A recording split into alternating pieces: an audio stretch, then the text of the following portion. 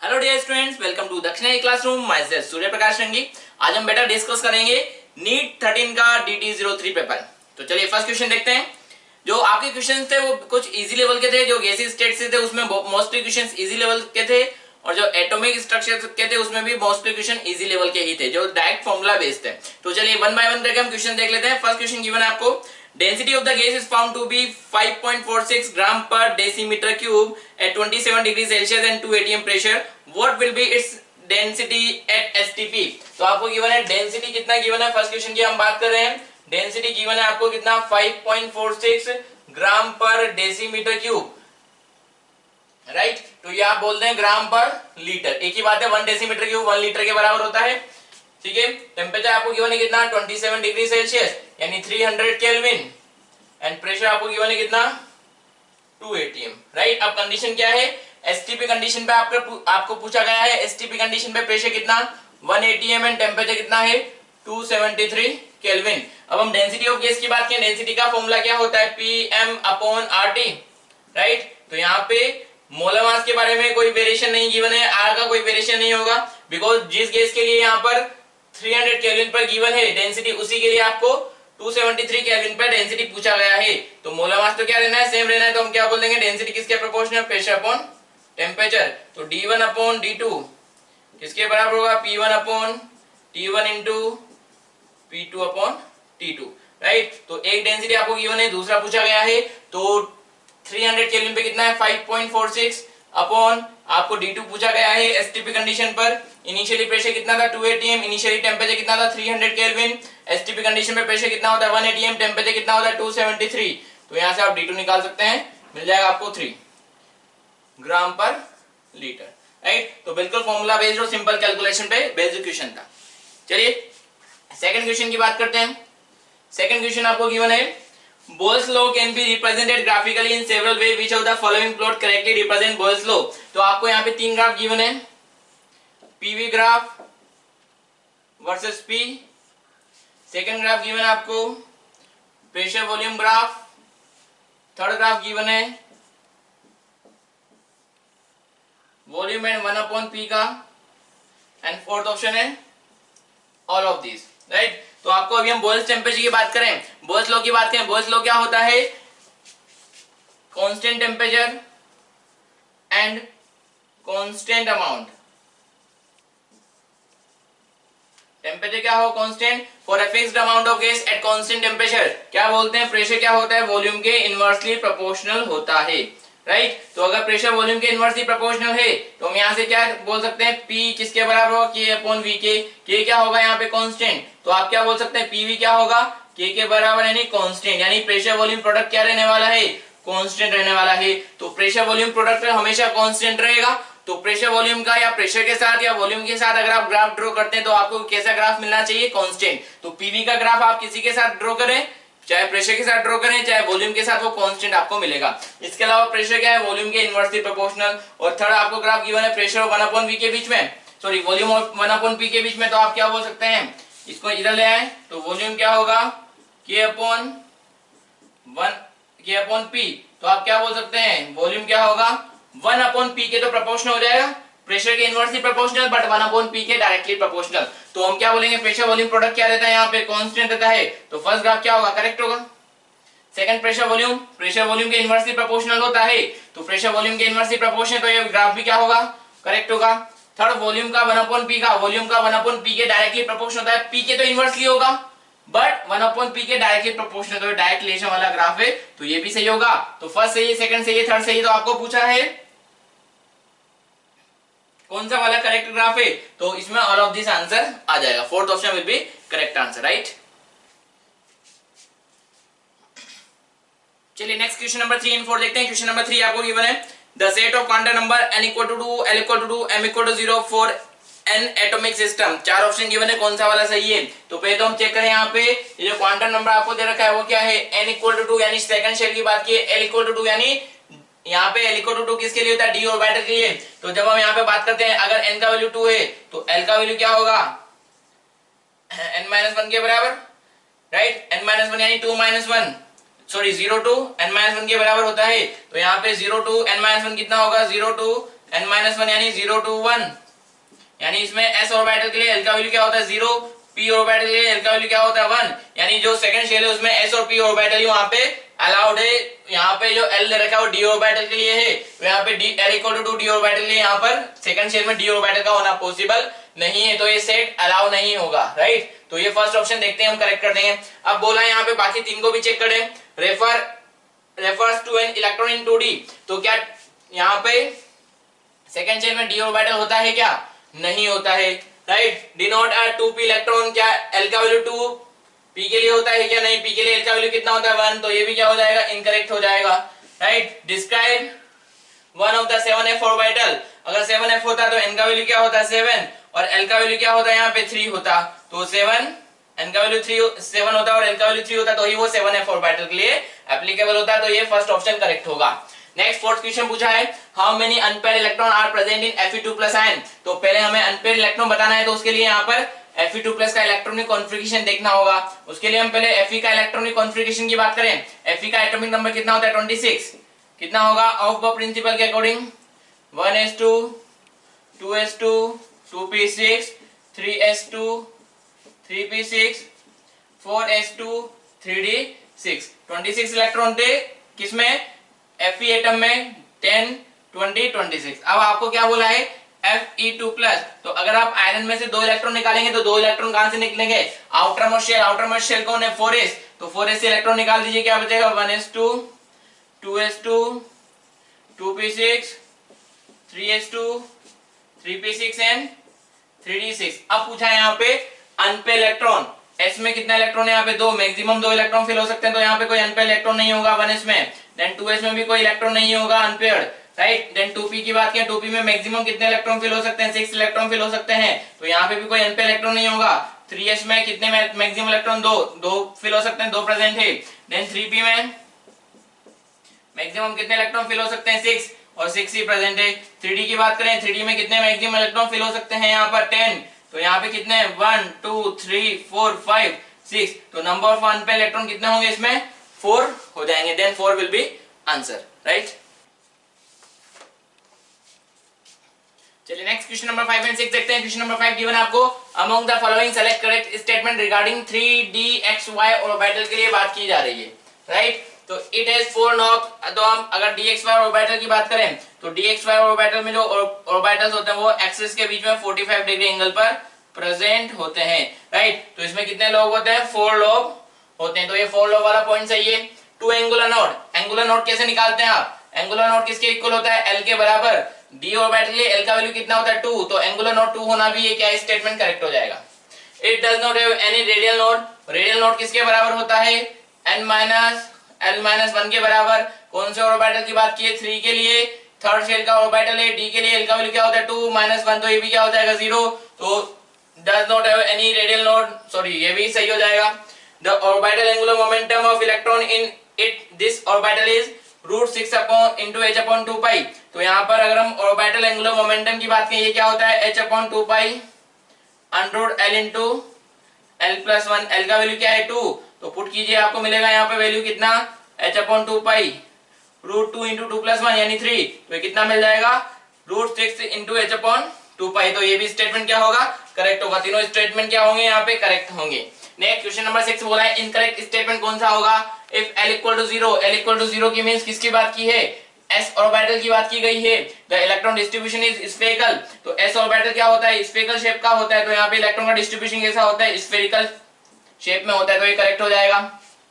s orbital is non directional, non directional होता है क्या देख लें कि अगर हम नॉन डायरेक्शनल का मींस आप किसी भी डायरेक्शन में जाइए आपको इलेक्ट्रॉन की डेंसिटी मिल रही होगी, तो s ऑर्बिटल में इलेक्ट्रॉन क्या होता है स्फेरिकल रीजन में डिस्ट्रीब्यूटेड रहता है, यूनिफॉर्मली डिस्ट्रीब्यूट रहता है, तो यहाँ पे सभी डायरेक्शन में आपको इलेक्ट्रॉन की प्रेजेंस यहाँ पर मिलती है, तो s ऑर्बिटल कैसा होता है नॉन डायरेक्शनल होता है, तो ये भी सही है।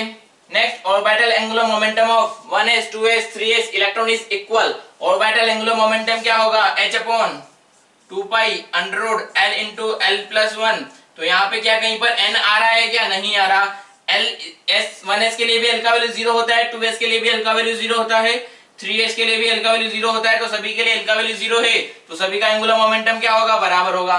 Next dz orbital is 2 nodal plane, अब नोडल प्लेन क्या होता है, वो प्लेन जहां पर इलेक्ट्रॉन डेंसिटी क्या होता है, 0 होता है। अगर हम डी ऑर्बिटल की बात करें, dz स्क्वायर ऑर्बिटल का, तो dz स्क्वायर ऑर्बिटल कुछ इस तरह का रहता है। एक्स वाई प्लेन में एक इलेक्ट्रॉन की रिंग होती है। यहाँ पे आपको नोडल प्लेन नहीं मिलता है, क्या मिलता है, नोडल कोन मिलता है। ये कोई स्पेसिफिक प्लेन नहीं है, तीन ही प्लेन की हम बात करते हैं, एक्स वाई जेड प्लेन। यहाँ पे आपको क्या मिलता है, नोडल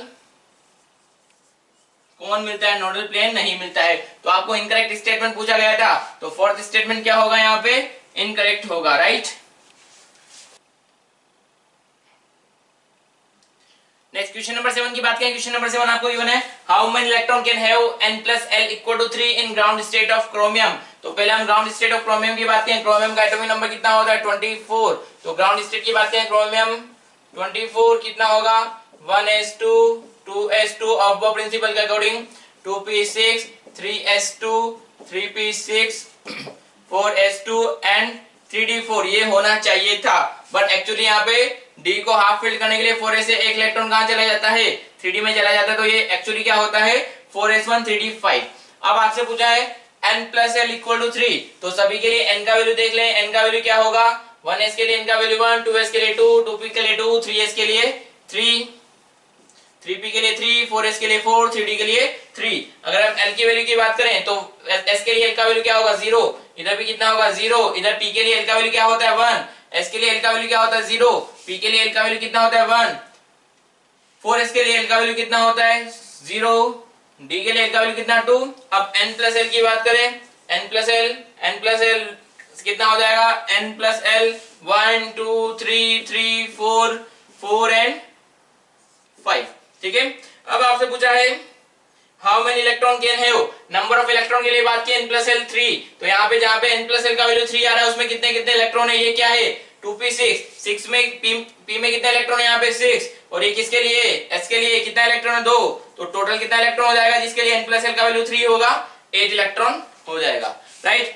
नेक्स्ट आपको गिवन है question number 8, which of the following quantum number is not the direct consequence of the Schrodinger wave equation of an atom। तो ये बिल्कुल सिंपल फॉर्मूला यहाँ पे कॉन्सेप्ट बेस्ड है कि यहाँ पे श्रोडिंगर वेव इक्वेशन से केवल 3 क्वांटम नंबर का इंफॉर्मेशन मिलता है। कौन सा, principal quantum number, azimuthal quantum number and magnetic quantum number. इसमें क्वांटम नंबर का इंफॉर्मेशन आपको श्रोडिंगर वेव इक्वेशन से नहीं मिलता है। तो ऑप्शन क्या हो जाएगा इसमें, fourth option will be correct option. Next solve करते हैं क्वेश्चन नंबर 9 10 11।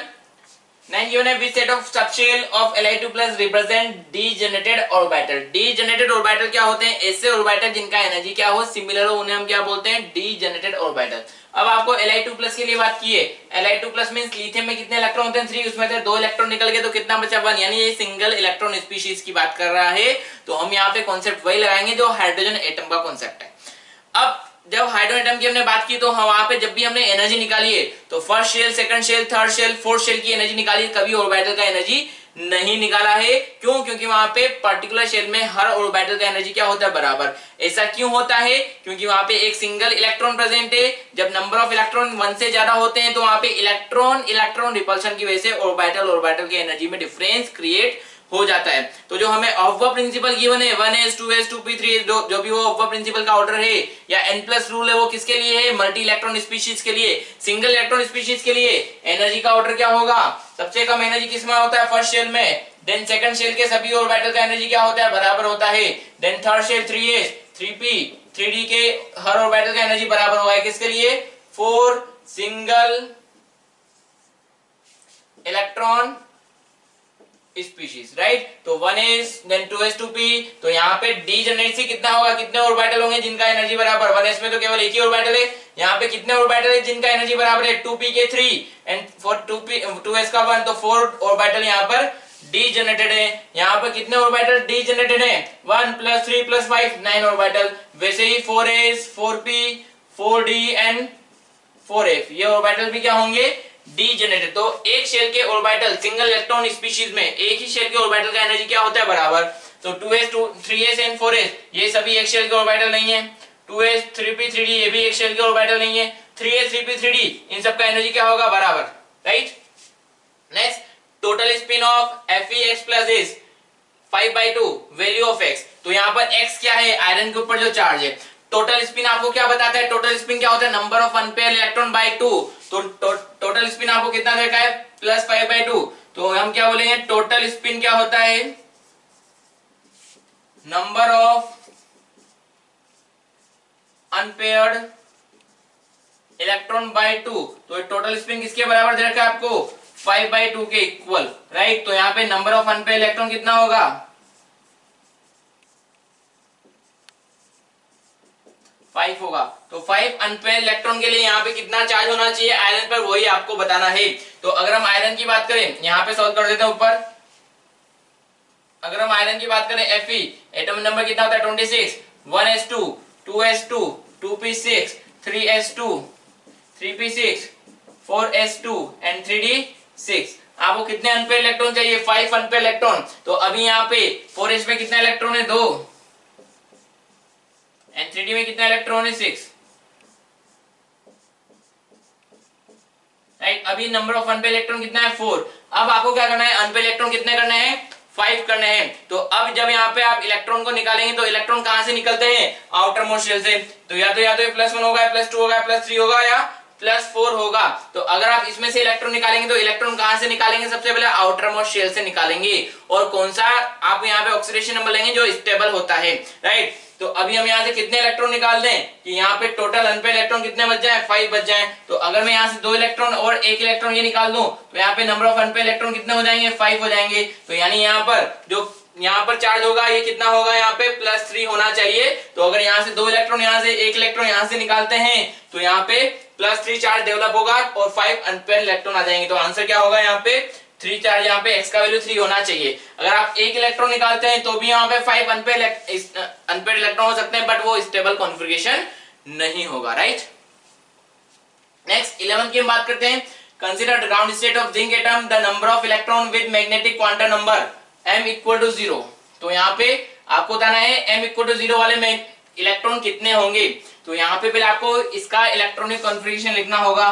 तो जिंक एटॉमिक नंबर कितना होता है, 30, 1s2, 2s2, 2p6, 3s2, 3p6, 4s2 and 3d10, right. ये तो इसका इलेक्ट्रॉनिक कॉन्फ़िगरेशन हो गया है, राइट। इसको थोड़ा सा क्लीन करके इधर लिख लेते हैं।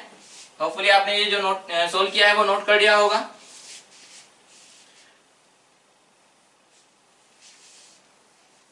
तो अगर हम जिंक के इलेक्ट्रॉनिक कॉन्फ़िगरेशन की बात करें, जिंक एटॉमिक नंबर कितना होता है, 30, 1s2, 2s2, 2p6, 3s2, 3p6, 4s2 and 3d10, right. इधर L का वैल्यू कितना है, 0, 0, P के लिए 1, S के लिए 0, P के लिए 1, S के लिए 0, D के लिए 2। अगर हम M की वैल्यू की बात करें, M क्या होता है, -L2 + L। तो यहाँ पे L का वैल्यू 0 है, यहाँ पे L का वैल्यू 0 है, -1, 0, +1, 0, -1, 0, +1, 0, -2, -1, 0, +1, +2। अभी यहाँ पे जो गौर करने की बात है, सभी ऑर्बिटल क्या है, कंप्लीटली फिल्ड है, 100% भरे हुए हैं। तो यहाँ पे कितने ऑर्बिटल होंगे जिसमें m का वैल्यू 0 होगा, यहाँ पर m का वैल्यू 0 है, यहाँ पर 0 है, यहाँ पे एक ऑर्बिटल में m का वैल्यू 0 होगा, यहाँ पर भी 0 है, यहाँ पर भी 0 है।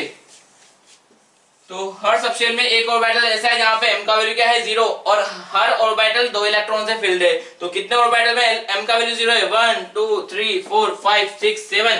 तो 7 ऑर्बिटल में m का वैल्यू क्या है, 0। एक ऑर्बिटल में मैक्सिमम कितने इलेक्ट्रॉन, 2 इलेक्ट्रॉन। तो 7 ऑर्बिटल में कितने, 14 electron. Then answer will be 14, right.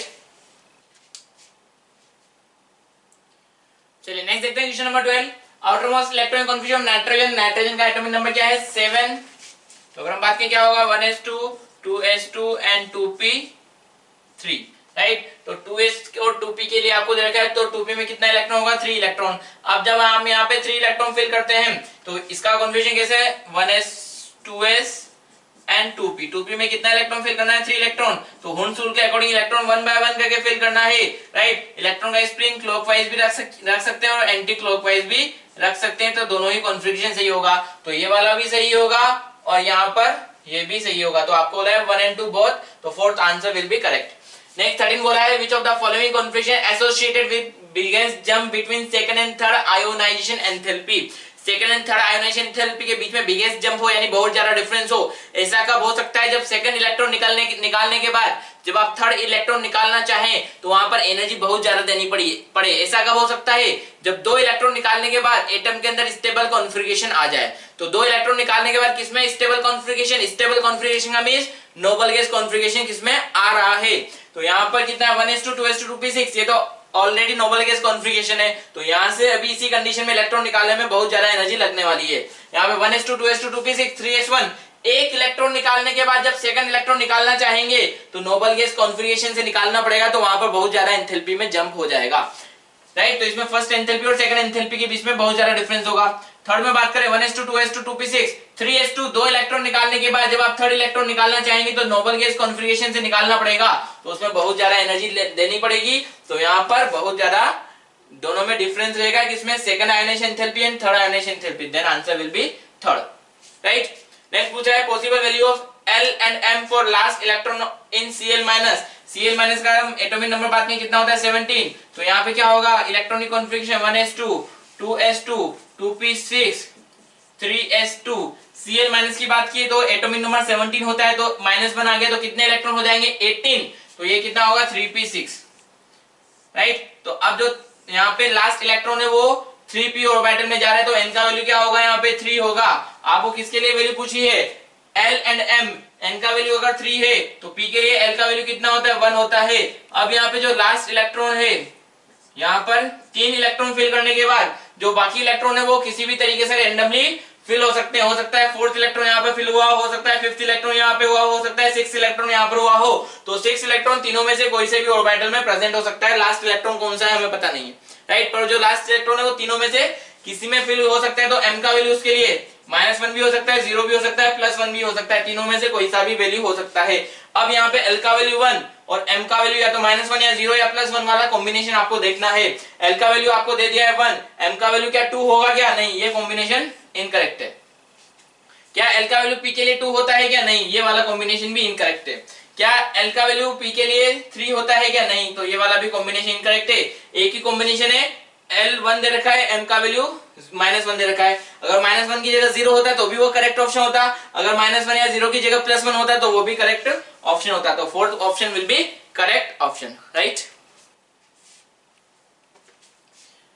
चलिए नेक्स्ट देखते हैं क्वेश्चन नंबर 15। गिवन आपको which set of quantum number is permitted, कौन सा वाला क्वांटम नंबर यहाँ पर एप्लीकेबल होगा वो आपको चेक करना है। तो ये आपने जब कॉन्सेप्ट पढ़ा है तो भी ये ऐसे क्वेश्चन आपने सॉल्व किए हुए हैं। तो जब n = 3 है तो यहाँ पे क्या कॉन्सेप्ट लगाते हैं? अगर n यहाँ पर जो n है किसी भी पर्टिकुलर ऑर्बिट के अंदर l का वैल्यू कितना होता है?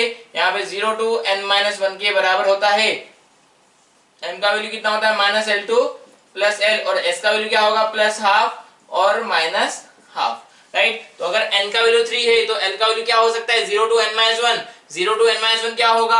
यहाँ पे l का वैल्यू क्या क्या पॉसिबल है? 0 पॉसिबल है, 1 पॉसिबल है, 2 पॉसिबल है, तो 2 दे रखा है, यस 2 पॉसिबल है, राइट। m का वैल्यू -L से +L यानी -2 से +2 तक यानी -2 आ रहा है, तो ये भी सही है। s का वैल्यू +½ ये भी करेक्ट है। नेक्स्ट n का वैल्यू 3, l का वैल्यू 2, m का वैल्यू -1। अगर n 3 है तो l क्या होगा? n 0 to n-1 के बराबर, 0 to n-1 क्या नहीं यानी 0 1 2 के बराबर, तो l का वैल्यू 2 पॉसिबल है। अगर l का वैल्यू 2 है तो m का वैल्यू क्या होगा? -2 से +2, -2 -1 0 +1 +2 ये भी पॉसिबल है, बट s का वैल्यू 0 पॉसिबल नहीं, तो इनकरेक्ट हो जाएगा, राइट। ये वाला करेक्ट है। यहाँ पर n का वैल्यू अगर 2 है तो l का वैल्यू क्या होगा? 2 पॉसिबल नहीं है, कितना होगा? 0 to n-1, 0 and 1 पॉसिबल है, 2 यहाँ पर पॉसिबल नहीं है, तो ये भी इनकरेक्ट हो जाएगा। n का वैल्यू 2, l का वैल्यू 2 पॉसिबल नहीं, तो first option will be correct. Next पूछा है which of the following limits the maximum number of electron in orbital is 2। Maximum number of orbital electron में 2 किसने बताया था? ये पॉली एक्सक्लूजन प्रिंसिपल था। पॉली एक्सक्लूजन प्रिंसिपल ने क्या बताया था कि एटम के अंदर किसी भी दो इलेक्ट्रॉन के लिए चारों प्रिंसिपल क्वांटम नंबर का वैल्यू सिमिलर नहीं हो सकता है, मैक्सिमम 3 क्वांटम नंबर सिमिलर हो सकती है, राइट। ऑफ ने क्या बताया था कि जो इलेक्ट्रॉन फिल किए जाते हैं वो इंक्रीजिंग ऑर्डर में फिल किए जाते हैं। पॉली ने क्या बताया कि एक ऑर्बिटल के अंदर मैक्सिमम से मैक्सिमम 2 ही इलेक्ट्रॉन होते हैं। अगर 3 इलेक्ट्रॉन हो गया तो क्या होगा? यहाँ पे वो या तो वो क्लॉकवाइज होगा या एंटी क्लॉकवाइज होगा। तो यहाँ पे 2 इलेक्ट्रॉन सिमिलर स्पिन वाले हो गए, सिमिलर ऑर्बिटल सिमिलर शेल में प्रेजेंट है, तो इनके लिए चारों क्वांटम नंबर सिमिलर हो जाएगा, जो कि यहाँ पर पॉसिबल नहीं है। तो मैक्सिमम कितने इलेक्ट्रॉन फिल हो सकते हैं? 2 ही फिल हो सकते हैं। हुन्स रूल, हुन्स ने क्या बताया था कि यहाँ पे इलेक्ट्रॉन 1 बाय 1 करके फिल करते हैं, उसके बाद पेयरिंग स्टार्ट होती है। और हाइजेनबर्ग अनसर्टेनिटी प्रिंसिपल कि एटम के अंदर जो इलेक्ट्रॉन है एक ही टाइम पर उसका मोमेंटम और उसका पोजीशन कैलकुलेट करना पॉसिबल नहीं है। तो correct option will B second. Next question number 17 आपको गिवन है spin resulting from D7 configuration. D7 configuration की हम बात कर रहे हैं, यानी D में कितने इलेक्ट्रॉन है 7 इलेक्ट्रॉन, D के कितने ऑर्बिटल्स होते हैं 5, 1 2 3 4 5 6 7, राइट। तो आपको क्या बोला है टोटल स्पिन, टोटल स्पिन क्या होता है number of unpaired electron by 2, number of unpaired electron कितने हैं 3 बाय 2, यहां पर क्या हो जाएगा इसका टोटल स्पिन हो जाएगा, राइट। नेक्स्ट देखते हैं क्वेश्चन नंबर 18। क्वेश्चन नंबर 18 आपको गिवन है density of two gas are in ratio of 1:2 and their temperature are in ratio of 2:1, then ratio of their respective molar mass at certain pressure. तो यहाँ पे आपको molar mass का ratio पूछा गया है। तो डेंसिटी का अगर हम बात करें, गैस का डेंसिटी क्या होता है Pm/RT के इक्वल। तो आपको क्या बोला है प्रेशर सिमिलर, आर सिमिलर, तो डेंसिटी किसके प्रोपोर्शन होगी मोलर मास अपॉन टेम्परेचर के प्रोपोर्शन होगी। तो अगर आप डेंसिटी का रेशियो लेके D1/D2 किसके बराबर होगा M1/T1 T2/M2, यही रहेगा। आपको क्या पूछा है the ratio of their respective molar mass at certain pressure. तो M1 और M2 का रेशियो आपको बताना है। तो M1/M2 किसके बराबर हो जाएगा D1/D2 into T1/T2, correct. T1 इधर आ जाएगा, T2 इधर चला जाएगा। आपको बोला है density of two gas in the ratio, density का रेशियो क्या है 1:2 and the temperature in ratio of 2:1। तो क्या आ रहा है 1:1 का रेशियो आपको यहाँ पर मिल रहा है। तो correct option will B 1। Next question number 19 की बात करें। क्वेश्चन नंबर 19 आपको गिवन है the rate of diffusion of two gas A and B are in the mass ratio 1:4, then the ratio of molecular mass. तो molecular मास का ratio दे रखा है आपको, जो रेशियो दे रखा है वो किसका दे रखा है rate of diffusion of two gas in the mass ratio, mass की फॉर्म में आपको रेशियो दे रखा है। तो रेट ऑफ डिफ्यूजन क्या होता है यहाँ पे मोलर मास के रूट के इनवर्सली प्रोपोर्शनल। तो अगर हम रेट ऑफ डिफ्यूजन की बात करें, रेट ऑफ डिफ्यूजन आप किसकी टर्म में बात कर सकते हो dx/dt, dx/dt यानी distance travel by gas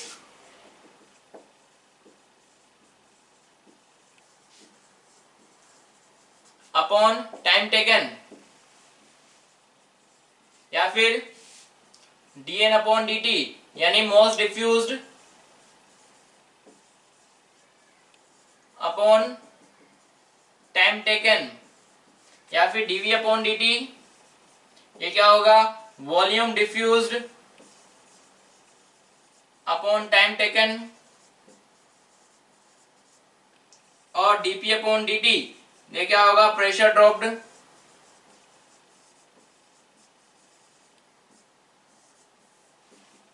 upon time taken. तो आपको यहाँ पे जो इन्फॉर्मेशन देखिए वो मास की टर्म में देखिए कि जो डिफ्यूजन हो रहा है उसका मास का रेशियो दे रखा है। तो हम इसे dn/dt की टर्म में लेंगे, मोल्स को क्या पुट कर सकते हैं मास अपॉन मोलर मास। तो यहाँ पे इसको आप क्या लिखेंगे dn/dt किसके इनवर्सली प्रोपोर्शनल है 1/रूट मोलर मास के प्रोपोर्शनल। अब यहाँ पे क्या बोला है दो गैस के मास का रेशियो जो डिफ्यूज हो रहा है वो आपको गिवन है, तो उनके मोलर मास का रेशियो पूछा है। अब अगर कुछ भी इंफॉर्मेशन गिवन नहीं हो तो हम क्या कंसीडर करते हैं कि दोनों गैस का डिफ्यूजन सेम टाइम तक हुआ है।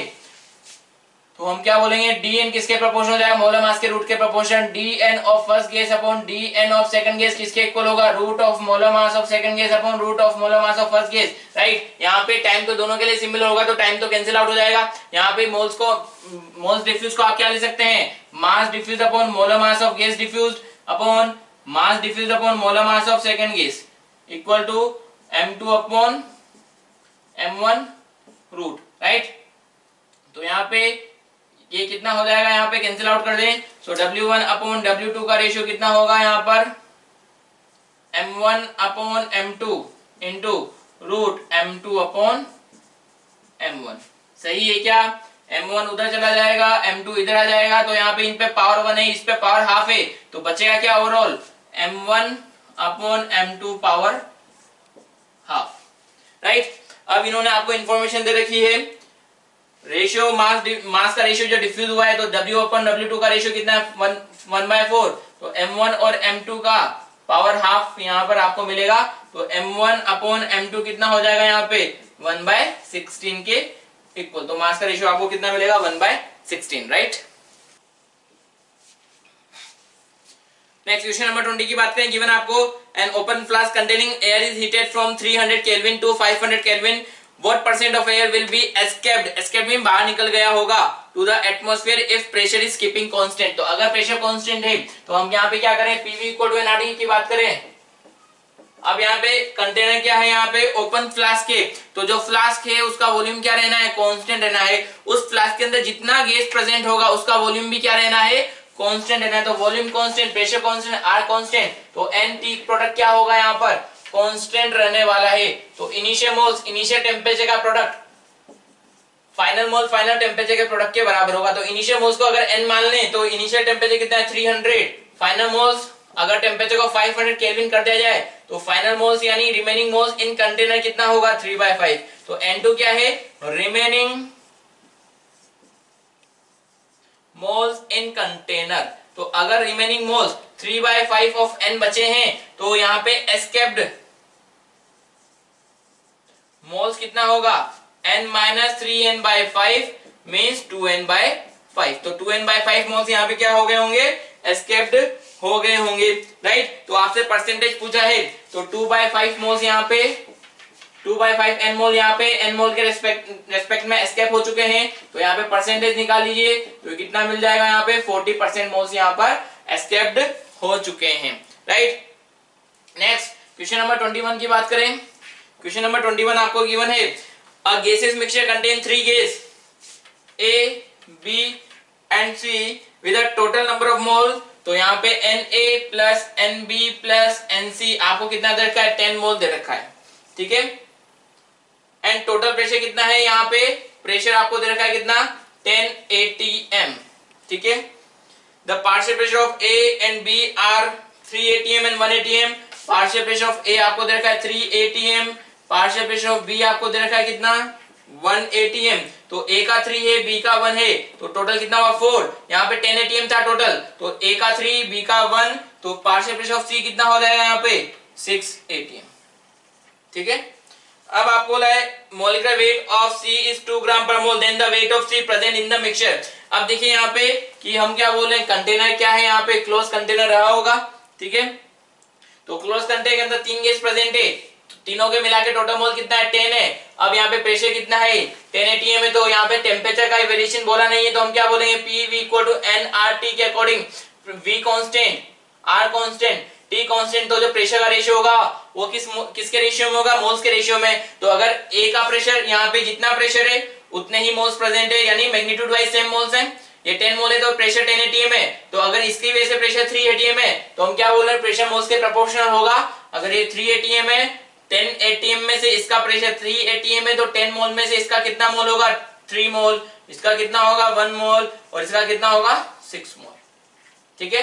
अब आपसे पूछा गया है यहाँ पर then the weight of C, आपको moles of C present given है, मोलर मास ऑफ सी कितना है यहाँ पे 2 ग्राम पर मोल। तो यहाँ पे आप क्या बोलेंगे, मोल्स क्या होगा, मास बाय मोलर मास के अकॉर्डिंग, मास ऑफ सी क्या होगा, moles of C into molar mass of C. Moles of C कितना है 6, मोलर मास कितना है 2, तो कितना होगा 12 ग्राम ऑफ सी यहाँ पर प्रेजेंट रहेगा। तो बिल्कुल सिंपल क्वेश्चन था, राइट। नेक्स्ट देखते हैं क्वेश्चन नंबर 22 गिवन है आपको, consider the equation z equal to pv upon rt, which of the following statement is correct। 4 option given है। तो फर्स्ट ऑप्शन गिवन है z is greater than 1, real gas are easily compressed in the ideal gas. Yes, चलिए पहले हम यहाँ पे z की बात करते हैं कि आपने यहाँ पर ग्राफ देखा होगा कि अगर आप z का प्रेशर के साथ ग्राफ ड्रॉ करते हैं तो जहां पे z का वैल्यू इक्वल टू 1 होता है तो वो किसके लिए होता है, आइडियल गैस के लिए, राइट। और जब z लेस देन 1 होता है हम क्या बोलते हैं, लो प्रेशर पे z is less than 1 and at high pressure z is greater than 1।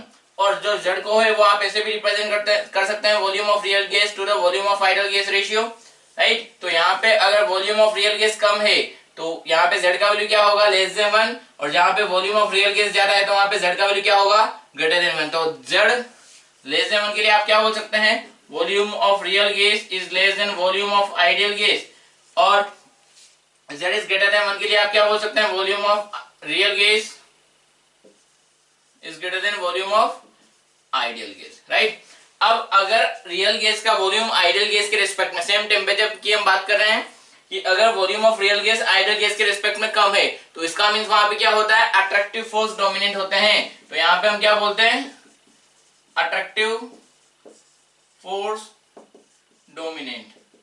तो अगर गैसियस मॉलिक्यूल के बीच में अट्रैक्टिव फोर्स डोमिनेंट है, यानी वो एक दूसरे को अट्रैक्ट कर रहे हैं, तो उसको कंप्रेस करना क्या होगा, इजी होगा, क्योंकि उनके बीच में ऑलरेडी अट्रैक्शन है, राइट। अगर अट्रैक्शन प्रेजेंट है तो उसको लिक्विफाई करना क्या होगा, इजी होगा। तो यहाँ पे जब volume of real gas ideal से कम होता है, यानी z का वैल्यू लेस देन 1 होता है, तो वहां पे अट्रैक्टिव फोर्स डोमिनेंट होता है, तो गैस क्या होता है, easy to liquefy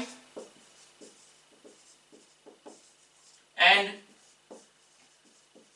easy to compress, right. और जहां पे वॉल्यूम ऑफ रियल गैस ज्यादा है, यानी volume of real gas ideal gas से ज्यादा कब होगा, जब मॉलिक्यूल के बीच में क्या होगा, रिपल्शन होगा। तो यहाँ पे कौन से फोर्स डोमिनेंट होंगे, repulsive force.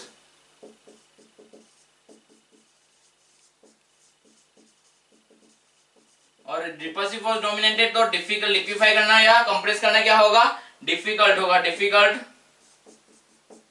To compress and difficult to liquefy.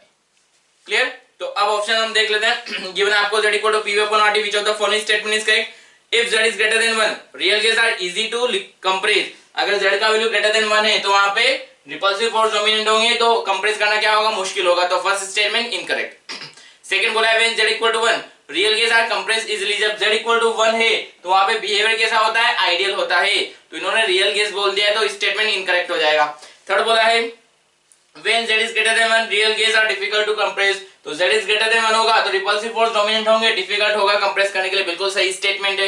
And fourth is when z is equal to 1, real gas are difficult to compress। z equal to 1 है तो मींस आइडियल बिहेवियर। तो ऑप्शन कौन सा correct होगा इसमें, third. Next question number 23 की बात करते हैं। गिवन आपको two flask A and B have equal volume, volume बराबर है। A is maintained at 300 kelvin and B at 600 kelvin. Temperature दोनों का डिफरेंट है। While A contain H2 gas, B has an equal moles of CO2 gas, find the ratio of kinetic energy of gas in flask। तो अगर हम यहाँ पे total kinetic energy की बात करें, टोटल काइनेटिक एनर्जी क्या होता है, 3/2 kT पर मॉलिक्यूल, राइट। अगर हम एक मोल की बात करें तो एक मॉलिक्यूल का इतना, एक मोल के लिए क्या करना होगा, Na से मल्टीप्लाई करना होगा, या 3/2 RT पर मोल, राइट। अब यहाँ पर ये एक मोल के लिए काइनेटिक एनर्जी आपको क्या दे रखा है क्या यहाँ पे नंबर ऑफ मोल्स डिफरेंट है या नहीं है, दोनों के लिए नंबर ऑफ मोल्स डिफरेंट नहीं है, सिमिलर है। तो यहाँ पे जो काइनेटिक एनर्जी होता है वो किस पे डिपेंड करता है, टेम्परेचर पर। तो अगर हम यहाँ पे बात करें एवरेज काइनेटिक एनर्जी किस पे, किसके प्रोपोर्शनल होता है, टेम्परेचर के। तो काइनेटिक एनर्जी ऑफ किस किस के लिए है, H2 upon kinetic energy of CO2 किसके रेशियो में होगा, टेम्परेचर। H2 का टेम्परेचर कितना है, 300, और CO2 का कितना है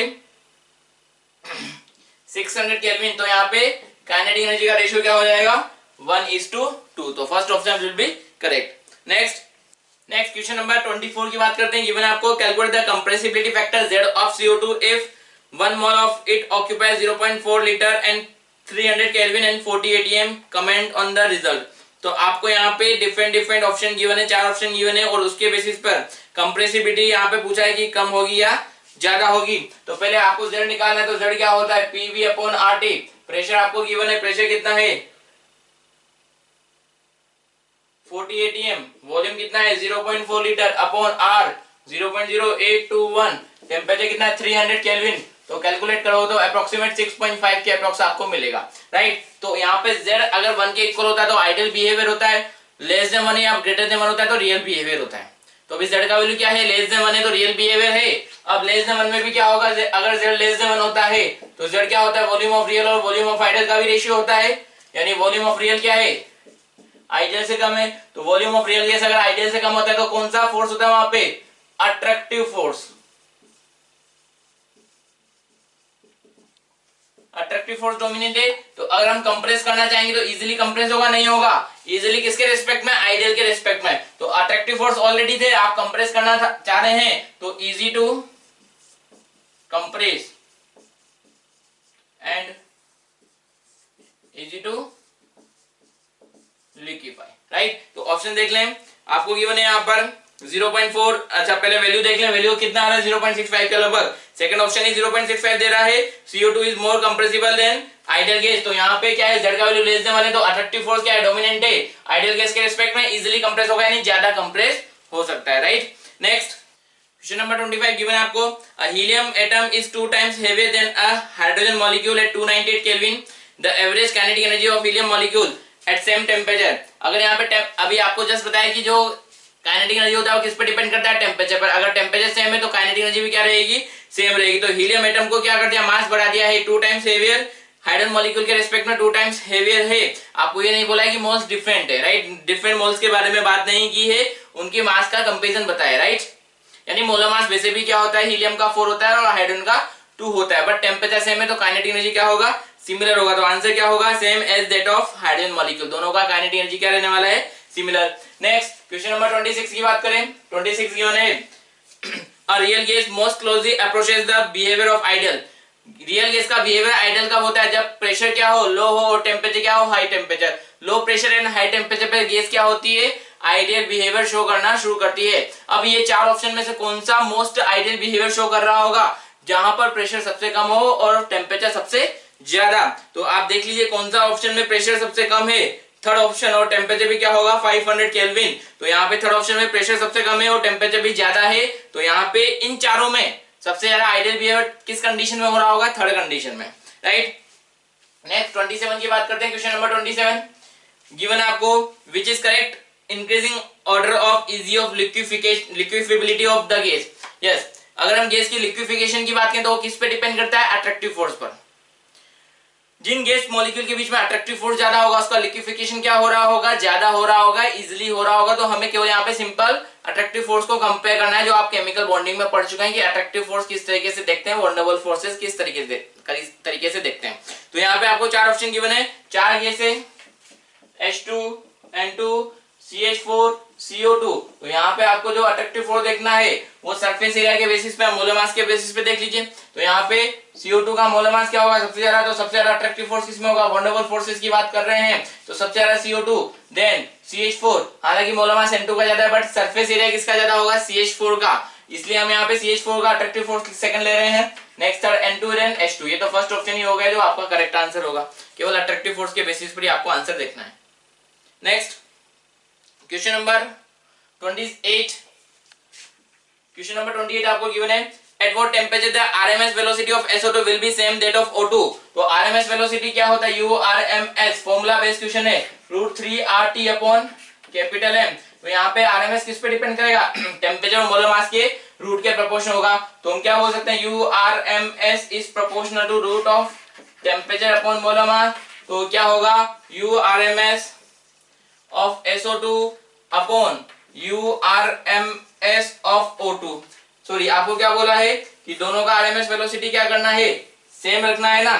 तो हम क्या कर दें, URMS of SO2 equal to URMS of O2। तो URMS of SO2 क्या होगा, 3R। टेम्परेचर किसका गिवन है, SO2 के लिए पूछा है, at what temperature the RMS velocity of SO2 same that of O2 at 303। तो आपको SO2 के लिए टेम्परेचर पूछा है, मोलर मास ऑफ SO2 कितना होता है, 64 इक्वल टू √3R, 303 केल्विन इसके लिए दे रखा है, अपॉन मोलर मास कितना है, 32, राइट। 3R से 3R कैंसिल आउट करें, बोथ साइड स्क्वायर ले लीजिए, T upon 64 equal to 303 upon 32, 32 से 64 2 टाइम्स कैंसिल आउट हो जाएगा, टेम्परेचर आपको मिल जाएगा 606 kelvin, right. Next question number 29 की बात करें, गिवन आपको 16 gram of oxygen and 3 gram of hydrogen are mixed and kept at 760 mmHg pressure and 0 degree Celsius, the total volume occupied by mixture will be nearly. तो volume आपको पूछा, तो बिल्कुल simple question है, फॉर्मूला बेस्ड है, volume क्या होगा, nRT upon P के इक्वल होता है। तो आपको पहले मोल्स निकालने पड़ेंगे, मोल्स किसका होगा, यहाँ पे O2 भी होगा और H2 भी यहाँ पर प्रेजेंट है। ऑक्सीजन कितना है, 16 ग्राम, और हाइड्रोजन कितना है यहाँ पे 3 ग्राम। तो मोल्स कितना होगा, mass by molar mass, H2 का मास कितना होता है 2, तो कितना है 0.5 और 1.5, 2 मोल यहाँ पर प्रेजेंट है, राइट। नंबर ऑफ मोल्स आपको पता है, तो वॉल्यूम कितना होगा 2 इंटू 0.0821 इंटू टेम्परेचर कितना है 273, 0 डिग्री सेल्सियस बोला है, अपॉन प्रेशर अब यहाँ पे 0.0821 जो आर का यूनिट है वो लीटर एटीएम पर मोल पर केल्विन है। तो यहाँ पे आपको प्रेशर किसमें लेना है, एटीएम में, तो वॉल्यूम किसमें मिल जाएगा आपको, लीटर में, राइट। तो प्रेशर कितना गिवन है 760 mm of Hg, 760 mm of Hg कितना एटीएम होता है 1 एटीएम। तो यहाँ पर जो इसका प्रोडक्ट होता है 22.4 लीटर होता है, मल्टीप्लाई करेंगे तो 44.8 लीटर या 44800 ml आपको मिलेगा, राइट। तो ऑप्शन विल बी कौन सा होगा यहाँ पर, fourth option will be correct option, right. Next question number 30 की बात करें। 30 आपको बोला है select the correct statement. 3 option given है और आपको बोला है कौन सा स्टेटमेंट करेक्ट होगा। तो फर्स्ट ऑप्शन है compressibility factor for hydrogen वेरेज with pressure with positive slope. अगर हम Z की बात करें तो हाइड्रोजन के लिए Z का वैल्यू क्या होता है, कुछ इस तरह का स्लोप हाइड्रोजन और हीलियम के लिए आपको मिलता है। तो यहाँ पे Z का वैल्यू क्या होता है, हमेशा ग्रेटर और इक्वल टू 1। अगर प्रेशर 0 हो जाएगा तो ही यहाँ पे Z का वैल्यू क्या होता है, हाइड्रोजन के लिए 1 के बराबर होगा, अदरवाइज हमेशा क्या होता है, ग्रेटर देन 1 ही होता है। तो ऑप्शन गिवन है compressibility factor for hydrogen varies with pressure with positive slope at all pressure. तो ये स्टेटमेंट क्या होगा, करेक्ट होगा, राइट। सेकंड क्या होगा, the value of Van der Waals constant A is higher for ammonia than for nitrogen. अब Van der Waals constant क्या होता है, अट्रैक्टिव फोर्स को डोमिनेट करता है। तो अमोनिया के अंदर अट्रैक्टिव फोर्स क्या होंगे, N2 के रेस्पेक्ट में ज्यादा होंगे। क्यों, क्योंकि अमोनिया के अंदर कौन सा फोर्स होगा, डायपोल डायपोल इंटरेक्शन यानी हाइड्रोजन बॉन्डिंग। बट N2 में कौन सा फोर्स होगा, केवल यहाँ पर लंदन फोर्स होगा, वहां पे मॉलिक्यूल मॉलिक्यूल के बीच में वहां पे अट्रैक्टिव फोर्स रहता है, लंदन फोर्स रहता है, राइट। तो डायपोल डायपोल या हाइड्रोजन बॉन्डिंग क्या होगा, ज्यादा स्ट्रॉन्ग फोर्स होगा। तो B option will be correct. Next, effusion rate of oxygen is larger than nitrogen. तो अगर हम इफ्यूजन की बात करें तो रेट ऑफ इफ्यूजन क्या होता है, मोलर मास के इनवर्सली प्रोपोर्शनल। अब जिसका मोलर मास ज्यादा होगा उसका रेट ऑफ इफ्यूजन क्या होगा, कम होगा। तो यहाँ पे O2 का मोलर मास कितना होता है 32 और N2 का मोलर मास कितना होता है यहाँ पे 28। तो जिसका मोलर मास ज्यादा उसका रेट ऑफ इफ्यूजन कम। आपको rate of effusion oxygen is larger, larger नहीं होगा, लेसर होगा। तो third option will be incorrect. तो आंसर कौन सा होगा, A and B option will be correct, यानी सेकंड आंसर यहाँ पर सही होगा, ठीक है।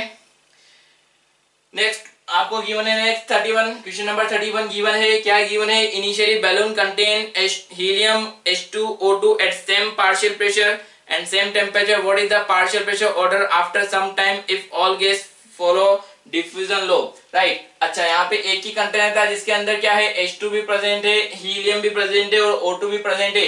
इनिशियली सबका पार्शियल प्रेशर क्या है, सिमिलर सिमिलर है। अब हम क्या कर रहे हैं, कुछ टाइम के लिए डिफ्यूजन गैस का होने दे रहे हैं।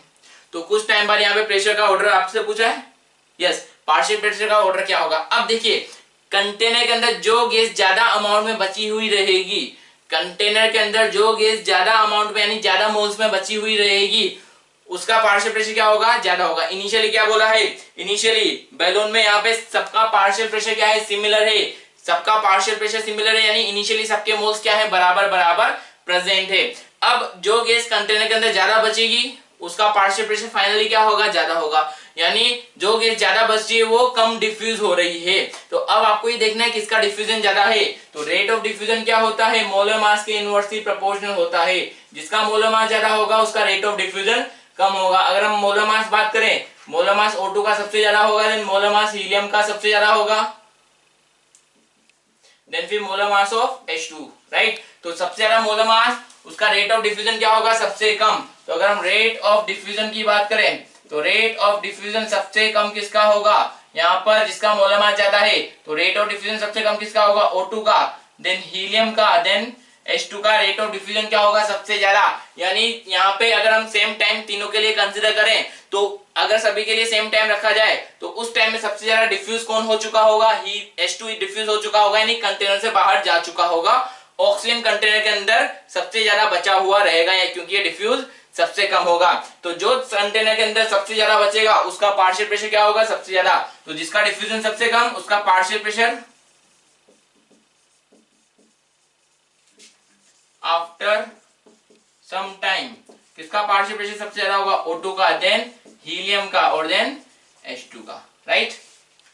नेक्स्ट लास्ट क्वेश्चन की बात करते हैं। क्वेश्चन नंबर 32 गिवन है, which of the following statement is correct. First given है radial distribution of electron depend on principal quantum number only. अब यहाँ पे बोला है कि जो इलेक्ट्रॉन का डिस्ट्रीब्यूशन होता है, रेडियल डिस्ट्रीब्यूशन की हम बात करें, r डिस्टेंस के अकॉर्डिंग जो डिस्ट्रीब्यूशन होता है वो केवल प्रिंसिपल क्वांटम नंबर के पे डिपेंड करता है।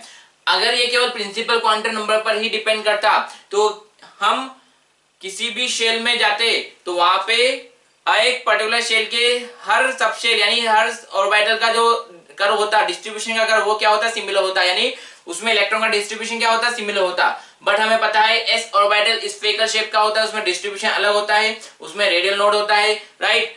पी ऑर्बिटल का डिस्ट्रीब्यूशन कुछ अलग होता है, डंबल शेप का होता है, उसमें भी रेडियल नोड होता है, राइट। डी ऑर्बिटल का डिस्ट्रीब्यूशन अलग तरीके से होता है, एफ ऑर्बिटल में इलेक्ट्रॉन का डिस्ट्रीब्यूशन अलग तरीके से होता है। तो ये बोलना कि जो इलेक्ट्रॉन का डिस्ट्रीब्यूशन है वो केवल और केवल प्रिंसिपल क्वांटम नंबर पर डिपेंड करता है, बोलना सही नहीं होगा। वैसे भी अगर आपने रेडियल नोड की बात की है तो रेडियल नोड क्या होता है, n-l-1। तो अगर सबका रेडियल डिस्ट्रीब्यूशन सिमिलर होता है तो सबका रेडियल नोड भी क्या होता है, similar number of radial node उसमें मिलते हैं। बट हमें पता है रेडियल नोड किस पे, n और l दोनों पे डिपेंड करते हैं। तो रेडियल डिस्ट्रीब्यूशन ऑफ इलेक्ट्रॉन केवल प्रिंसिपल क्वांटम नंबर पर डिपेंड नहीं करेगा, एजीमुथल पर भी डिपेंड करता है, राइट। तो फर्स्ट ऑप्शन क्या होगा, इनकरेक्ट होगा। सेकंड बोला है angular distribution of electron depend on azimuthal quantum number only. तो जो एंगुलर डिस्ट्रीब्यूशन होता है हमें पता है एस ऑर्बिटल स्फेरिकल शेप का होता है, उसमें जो इलेक्ट्रॉन का डिस्ट्रीब्यूशन है वो डायरेक्शन इंडिपेंडेंट होता है, right. Angular distribution means direction dependency of distribution of electron on direction, right. तो अगर हम एस ऑर्बिटल की बात करें तो वो स्फेरिकल होता है, उसमें इलेक्ट्रॉन का डिस्ट्रीब्यूशन डायरेक्शन पर डिपेंड नहीं करता। पी ऑर्बिटल डिस्ट्रीब्यूशन डायरेक्शन पर डिपेंड करता है, डी ऑर्बिटल डायरेक्शन पर डिपेंड करता है, एफ ऑर्बिटल डायरेक्शन पर डिपेंड करता है। बट हमें पता है पी, डी और एफ में इलेक्ट्रॉन का डिस्ट्रीब्यूशन क्या होता है, तीनों में डिफरेंट होता है, बिकॉज तीनों में जो एजीमुथल क्वांटम नंबर है उसका वैल्यू डिफरेंट है, राइट। उसके अलावा अगर हम एंगुलर नोड की भी बात करें तो एंगुलर नोड किसके बराबर होता है, एल के बराबर। किस पर डिपेंड करता है, एजीमुथल क्वांटम नंबर पर डिपेंड करता है। तो जो एंगुलर डिस्ट्रीब्यूशन है वो किसके अकॉर्डिंग वेरी होगा, एजीमुथल क्वांटम नंबर के अकॉर्डिंग। अगर आपको एजीमुथल क्वांटम नंबर पता है तो आप इलेक्ट्रॉन के डिस्ट्रीब्यूशन का आइडिया लगा सकते हैं, राइट। तो second option will be correct option. Third पूछा है total number of electron in a subshell is given by 2l+1। तो यहाँ पे 2l+1 से आपको क्या मिलेगा, number of orbital in subshell, right. अगर आपको नंबर ऑफ इलेक्ट्रॉन बताना है तो क्या करना होगा, 2 से मल्टीप्लाई करना होगा, 2 × 2l+1 ये आपको नंबर ऑफ इलेक्ट्रॉन देगा, ये आपको पर्टिकुलर सबशेल में ऑर्बिटल का इंफॉर्मेशन दे रहा होगा, राइट। तो third statement also correct, incorrect statement. तो चारों में कौन सा करेक्ट होगा, सेकंड ऑप्शन यहाँ पर करेक्ट होगा, right. Hello students, welcome to Dakshina classroom. बच्चों आज हम DT 03 में ऑर्गेनिक केमिस्ट्री वाला पोर्शन सॉल्व करते हैं। देखते हैं बच्चों क्वेश्चन नंबर 46, जिससे पूछा है which of the following compound gives azo dye test.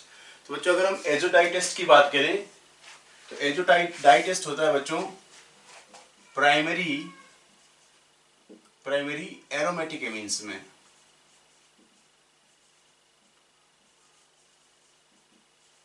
ठीक है। तो जो primary aromatic amines gives azo dye test, ठीक है। तो अगर बात करें बच्चों, ये तो एरोमेटिक नहीं है, ये बच्चों एरोमेटिक है और प्राइमरी है, इसमें मिलेगा। और ये देखें बच्चों, ये एरोमेटिक नहीं है क्योंकि ये एरोमेटिक एमीन वो होगा जिसमें बेंजीन रिंग से डायरेक्टली क्या जुड़ा हो बच्चों, NH2 ग्रुप जुड़ा हो। तो ये डायरेक्टली नहीं जुड़ा है तो बच्चों ये भी एलिफेटिक हो गया और ये वाला भी एलिफेटिक हो गया। तो प्राइमरी एरोमेटिक जो एमीन्स होते हैं वो एजोडाई टेस्ट देते हैं बच्चों, ठीक है। नेक्स्ट देखिए क्वेश्चन नंबर 47, जिससे पूछा है ये बच्चों प्राइमरी एमीन है और ये बच्चों कैसा है, सेकेंडरी एमीन। तो हमसे पूछ रहा है कि primary and secondary amine can be differentiated by. बच्चों अगर हम एमीन की बात करें तो एमीन में आइडोफॉर्म टेस्ट नहीं होता है, ठीक है। एमीन में बच्चों ब्रोमीन वाटर टेस्ट नहीं होता, एमीन में पोटेशियम परमैंगनेट का टेस्ट नहीं होता। KMnO4 और ब्रोमीन वाटर टेस्ट बच्चों ये है टेस्ट ऑफ अनसैचुरेशन, ठीक है। अगर हम बात करें तो इनको डिफरेंशिएट कर सकते हैं कार्बिल एमीन से, और कार्बिल एमीन रिएक्शन बच्चों 1 डिग्री एमीन में कार्बिल एमीन रिएक्शन होती है और 2 डिग्री एमीन में कार्बिल एमीन रिएक्शन नहीं होती, ठीक है। तो एक टेस्ट होता हो दूसरे में टेस्ट ना होता हो, हम इससे डिफरेंशिएट कर सकते हैं, ठीक है बच्चों।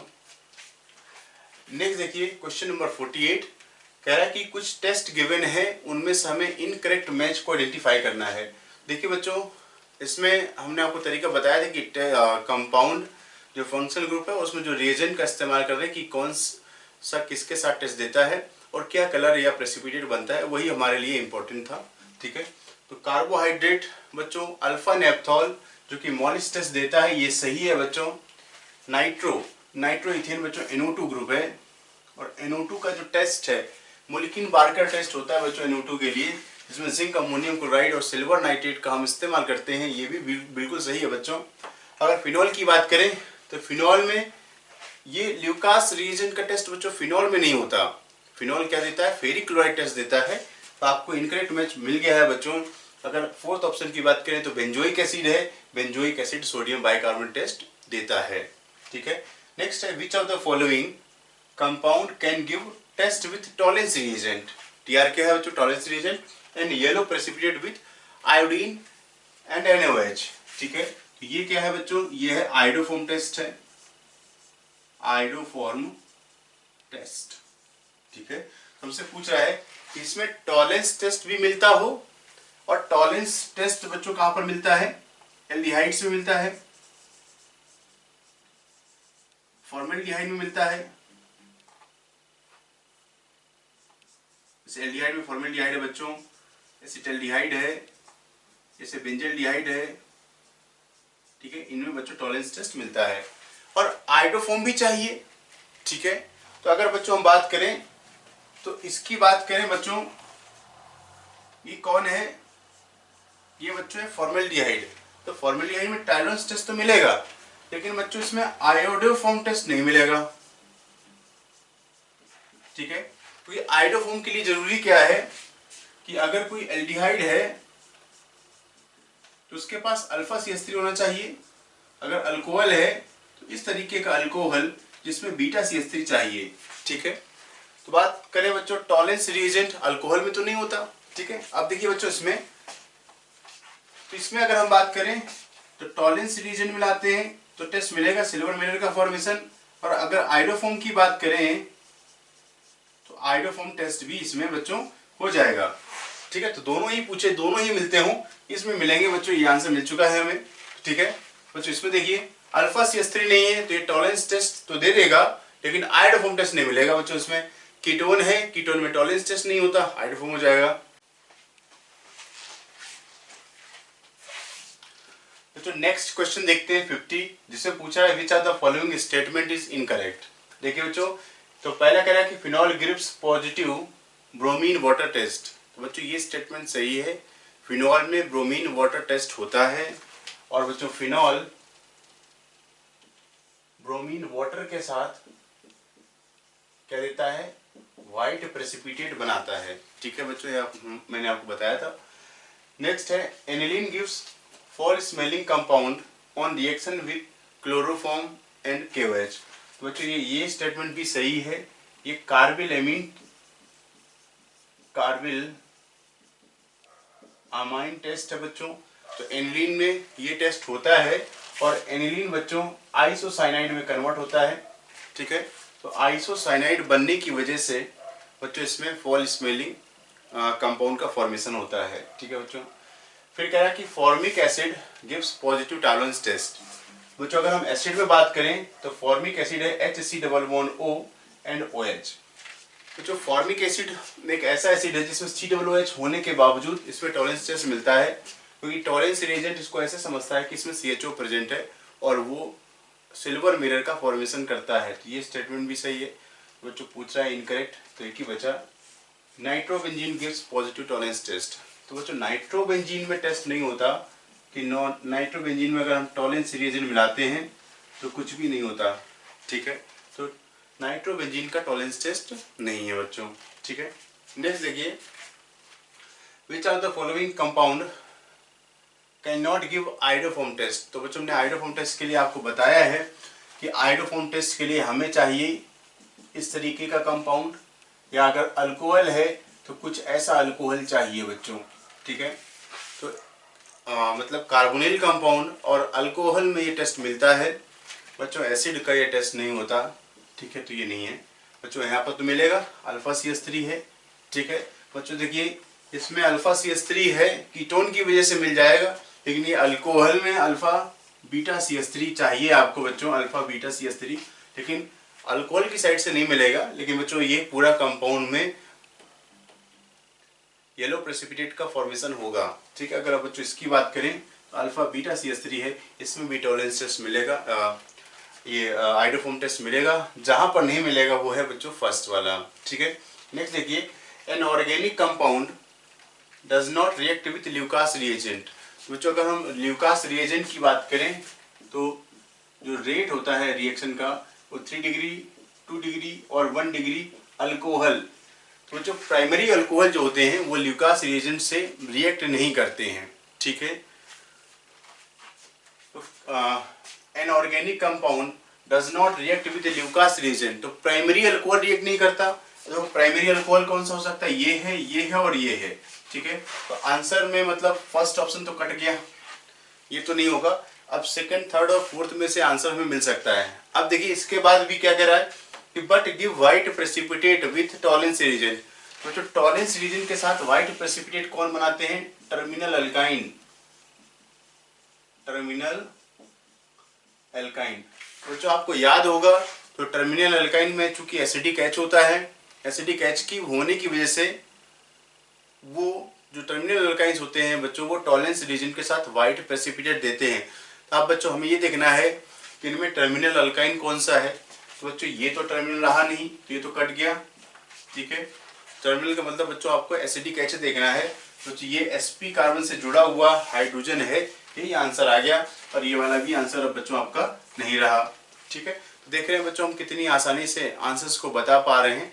बस आपको ध्यान ये रखना है कि कॉन्सेप्ट क्या है, कौन सा टेस्ट में क्या चीज हो रही है, बस इतना ही इंपॉर्टेंट है बच्चों नीट के पॉइंट ऑफ व्यू से।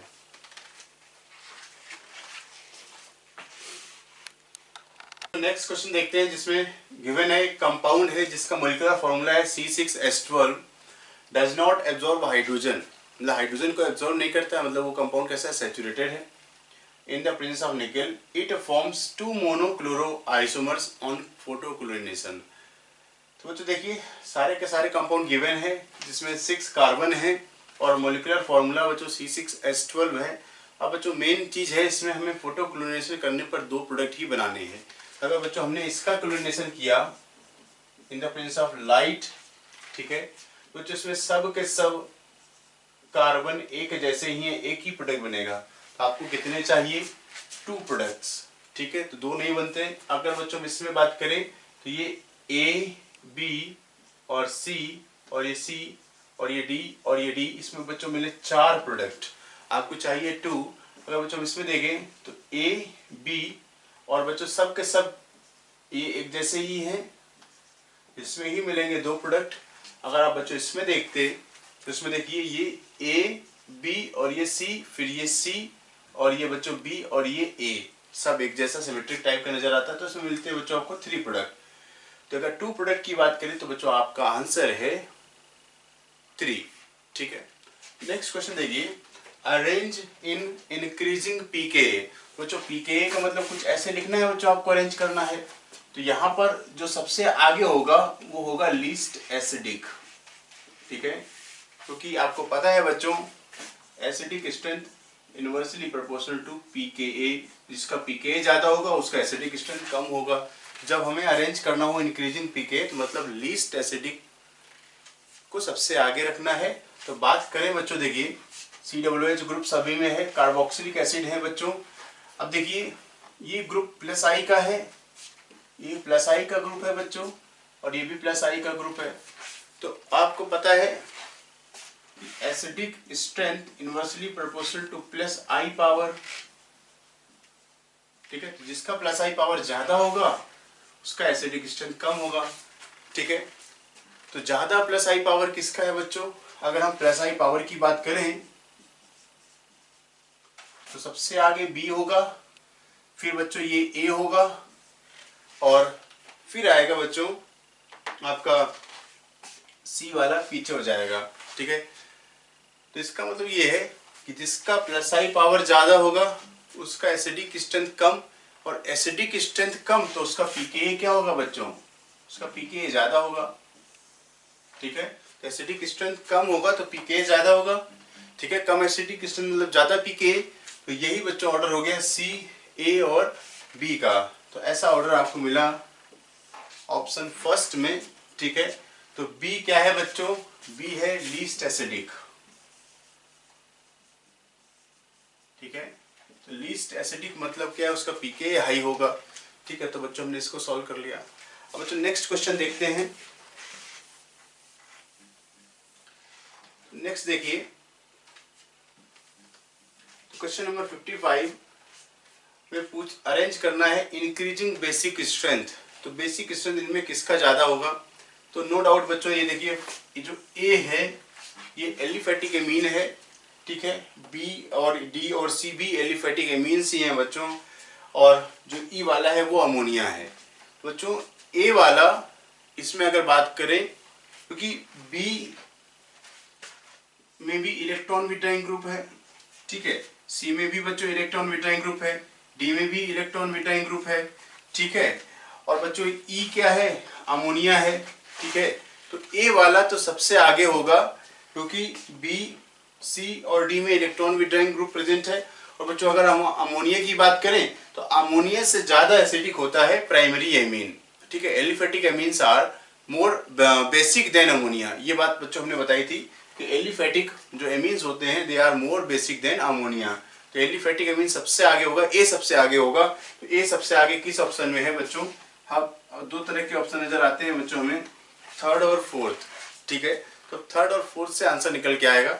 अब बाकी चीजों को बच्चों देखिए, हम इन चीजों को कैसे अरेंज करते हैं। तो एक जनरल तरीका देखिए, तो ए तो ठीक है, ए को हमने अलग कर लिया। अब बचा हमारे पास बी सी डी और ई, ये चार बचे। इनमें हम देखिए बी सी डी में देख लेते हैं क्या होगा। तो अगर हम बी की बात करें तो बी में तीन तीन इलेक्ट्रॉन विड्रॉइंग ग्रुप प्रेजेंट है। बच्चों बी तो पीछे होगा। ठीक है, अब इसमें देखिए सी और डी में देखिए, तो आयोडीन का माइनस आई पावर कम होता है बच्चों। ठीक है, तो डी आगे होगा और फिर सी आएगा। अगर हम बी सी डी में ऐसे अरेंज करें तो इस तरीके का ऑर्डर होगा, बी फिर सी और डी। तो ऐसा अरेंजमेंट देखिए, बी सी डी। यहाँ पर बच्चों बी और डी है बच्चों, डी डी के बाद देखिए ये ऑर्डर मिसमैच हो रहा है। ठीक है, तो डी सबसे आगे है, ठीक है, कोई दिक्कत नहीं है। लेकिन बी और सी पीछे रखा है, जबकि सी बीच में होना चाहिए। तो ये सिस्टम आपको यहाँ पर मिला। तो सही आंसर है बच्चों, आपका आंसर है 3। ठीक है,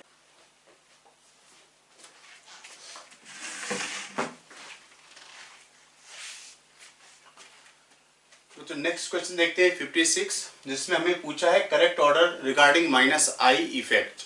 ठीक है, तो जो हम इफेक्ट की बात करें तो जो ग्रुप दिए हैं वो ग्रुप है बच्चों हमारे Nr2, OR और फ्लोरीन। ठीक है बच्चों, minus I power directly proportional to electronegativity होता है। तो अगर हम बच्चों इलेक्ट्रोनेगेटिविटी की बात करें तो फ्लोरीन की इलेक्ट्रोनेगेटिविटी सबसे ज्यादा। फ्लोरीन के बाद बच्चों OR आएगा, ऑक्सीजन इलेक्ट्रोनेगेटिव है। इसके बाद बच्चों Nr2 पीछे रहेगा। तो ऐसा ट्रेंड जहां दिया होगा फ्लोरीन सबसे आगे रखना है।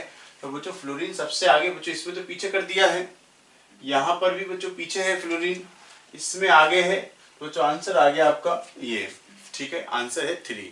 ठीक है बच्चों, नेक्स्ट क्वेश्चन देखते हैं 57, which are the following is strongest acid.